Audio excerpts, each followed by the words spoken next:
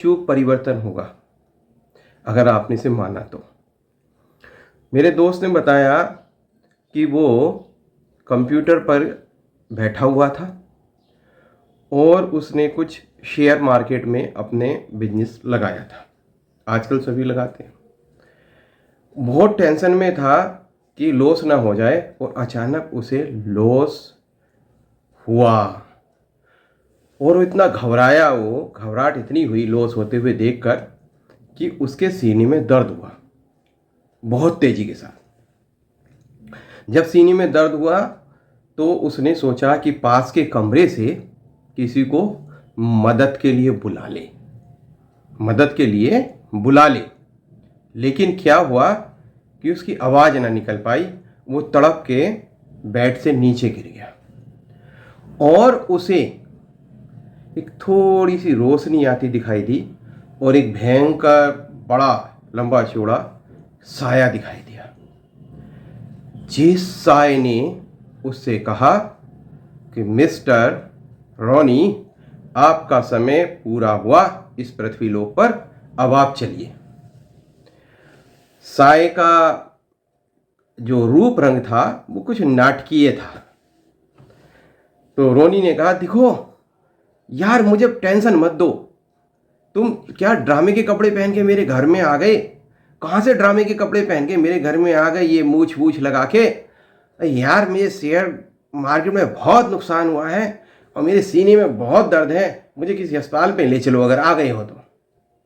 क्या आप किसी भी अस्पताल में जाओ मिस्टर रोनी, तुम्हारी मृत्यु आ गई है, अब ये शरीर छोड़ना होगा। अरे क्या बकवास करते हो, क्या शरीर छोड़ना बोलना, भैया मुझे अस्पताल लेके जाओ, पास के अस्पताल। उस व्यक्ति ने कुछ ऐसा किया और इसकी बाह पकड़ी और खींच ली।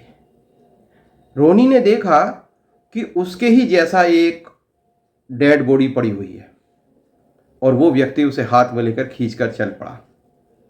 अब रोनी को लगा कि यार शायद ये ऐसा सपना है जिसमें मैं अपनी डेड बॉडी देख रहा हूं और दूसरी कॉपी इस व्यक्ति के साथ जा रही है। फिर कहीं ऐसी जगह वो प्रकट होता है जो रोनी ने बताया कि जहाँ पे कुछ अलग सा प्रकाश था, अलौकिक सी व्यवस्था थी। रोनी ने महसूस किया उसके शरीर में ना तो कोई दर्द है ना तकलीफ है, शरीर हल्का है और बड़ा अच्छा सा महसूस हो रहा है। बस उसे लग रहा मैं हूँ, क्या हूँ कैसे हूँ उसे समझ में नहीं आ रहा। आसपास के लोग समझ में आ रहे हैं, कोई दुनिया अजीब सी लग रही है। तभी एक गंभीर आवाज वहां आई कि मिस्टर रोनी, इस शरीर के नाम जिसका रोनी नाम था वो सामने आए। तो वो जो व्यक्ति साथ ले गया था बोला कि ये रोनी शरीर का मालिक है। भाई मैं रोनी हूं यार, शरीर का मालिक क्या होता है, मैं रोनी हूं। नहीं, कितनी उम्र है तुम्हारी? शरीर की उम्र पृथ्वी पर कितनी हो गई थी तुम्हारी? इसका अर्थ ये हुआ कि शरीर की जो उम्र है वो पृथ्वी पर कितनी हो गई थी, कितने समय से अब तुम अपने शरीर में थे। तो पास में रोनी कुछ समझता, कंफ्यूज हो गया। पास वाली शख्सियत ने बताया 50 साल। 50 साल। सांसें कितनी हुई? 49.5 करोड़। हाँ, 49.5 करोड़ सांसों में रोनी कितनी बार तुमने जिसने तुम्हें शरीर दिया था उसका शुक्रिया अदा किया, धन्यवाद किया? वो लोग आपस में किसी लैंग्वेज में बोल रहे थे, लेकिन जब वो रोनी से बोल रहे थे तो वो रोनी को समझ में आ रही थे कि किसका धन्यवाद करना था। अरे जिसने आपको शरीर दिया, अरे किसने शरीर दिया मुझे, मैं तो पैदा हुआ, माता पिता की शादी हुई, उनके संबंध से मैं पैदा हो गया। मिस्टर रोनी, ये शरीर एक व्यवस्था के तहत आपको दिया गया था। आपने हर सांस में उसका शुक्रिया अदा करना था, धन्यवाद करना था, जिसने आपको ये शरीर दिया था रहने के लिए। नहीं नहीं, मैंने ऐसा कुछ नहीं किया। हर सांस में नाम लेना था, नहीं नहीं मैंने कुछ नहीं किया। और इस शरीर को जब दिया था तो ये कहा था कि इस शरीर में और इस कंप्यूटर में, मन में गंदगी मत डालना। खाने की गंदगी, नशे की गंदगी, गीला नशा, सूखा नशा, दारू का नशा, इंजेक्शन का नशा, पता नहीं कौन कौन से नशे जितने भी तुम लोग करते हो, और उल्टी सीधी गंदी चीज़, दूसरों की लाश और जीवों को मार के उसकी लाश, और ऐसे खराब पदार्थ जो इस शरीर को नुकसान पहुंचाएं, वो इसमें नहीं डालने थे। नहीं नहीं, मैंने तो केवल चिकन मटन खाया है, और कभी कभी ये इधर उधर की जो बर्गर में आता है वो सब, ऐसे मैंने नहीं खाया कुछ। और अल्कोहल तो सब पीते हैं वहाँ, बड़े बड़े रिच, बड़े बड़े मालदार लोग अल्कोहल, दारू पीते हैं, शराब पीते हैं, तो इसमें क्या बात है? ओके। और मिस्टर रोनी, ये जो शरीर दिया गया था आपको, इसलिए दिया गया था कि इससे आप लोगों की मदद करें। जिसने शरीर बनाया, जिसने वो पृथ्वी बनाई, जिसने वो जग बनाया, उसने आपको इसलिए भेजा था उसके उस सिस्टम में आप हेल्प करें। कोई भूखा हो उसे खाना खिलाएं, कोई प्यासा हो उसे पानी दें, जो तुमसे कमज़ोर हो उसे मदद की ज़रूरत हो तो मदद दें। अगर तुम्हारे पास ज्ञान है, वो ज्ञान अगर किसी को देने से भला हो सकता है, उसका भला करें। कुछ किया? नहीं, मैंने MBA किया है, BTech किया है, और मैं इंजीनियर हूँ, और सॉफ्टवेयर इंजीनियर हूँ, और मेरी 6 लाख सैलरी है, और मैं अभी अपना घर बनाने की सोच रहा था, बच्चे के लिए भी कुछ सोच रहा था, आप लोग पकड़ के यहाँ ले आए। अच्छा रोनी, एक बात बताओ, तुमने कोई किराए पे मकान लिया तो उसकी कुछ शर्तें होंगी? हाँ हाँ, होती हैं।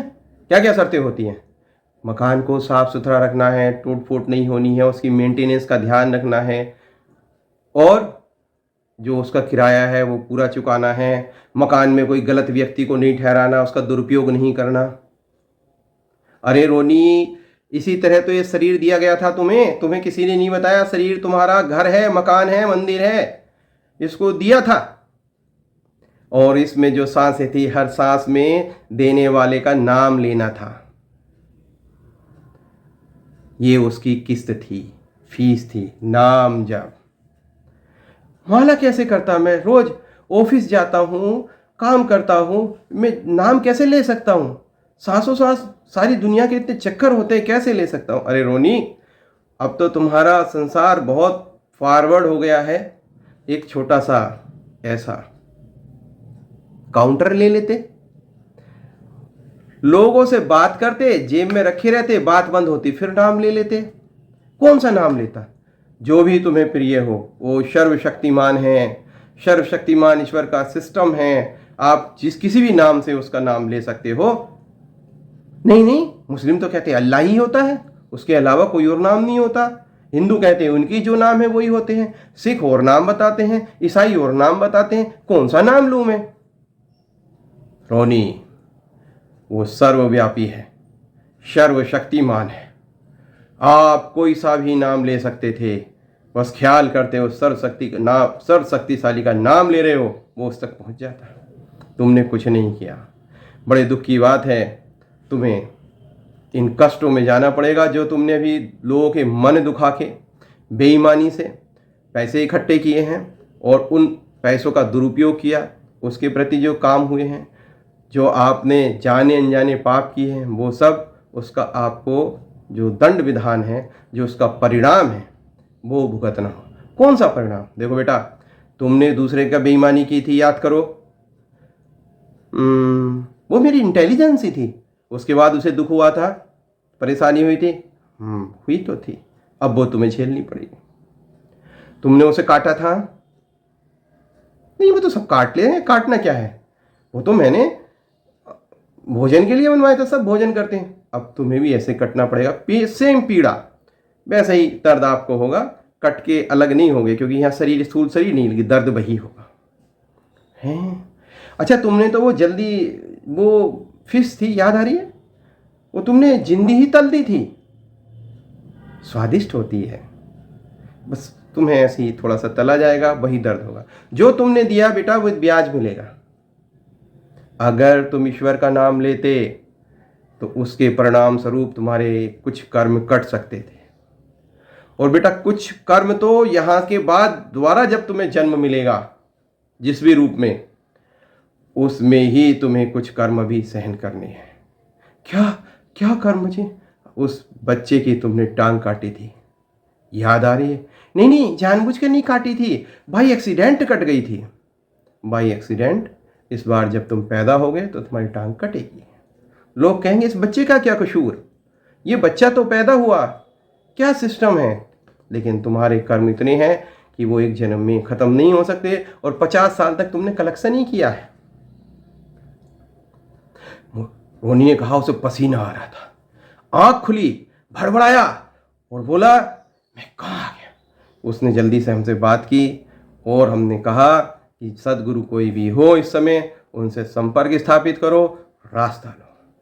इस समय कलयुग में बहुत से संत आए हुए हैं।